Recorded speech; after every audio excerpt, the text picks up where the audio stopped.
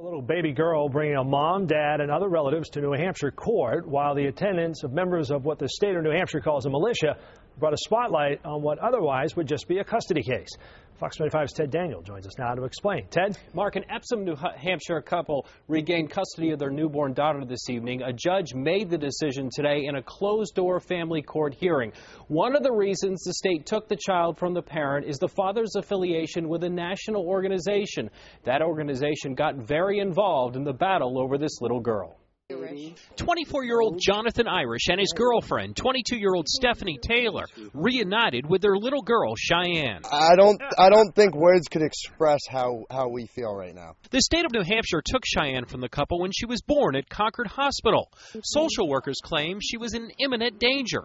Taylor has already had 2 other children from another father removed for alleged abuse and neglect. I do believe I'm the best mother for my children. And, obviously, they've returned an infant to us. Social workers also expressed concerns about Irish, noting a lengthy history of domestic violence and frequent contact with police. They also included something else in the court filing: Irish's association with a national organization called the Oath Keepers, a group New Hampshire DCYF described as a militia. It's that reference to the Oath Keepers that brought dozens of members and national attention to Dover, New Hampshire today, where baby Cheyenne's case was heard in court. Oath Keepers describe themselves as nonviolent, committed to defending the Constitution.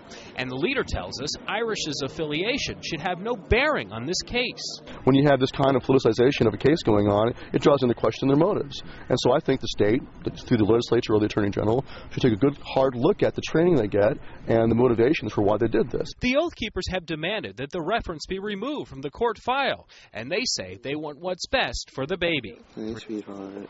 Irish and Taylor believe the support helped them get Cheyenne back today, a child the state will be keeping a close eye on.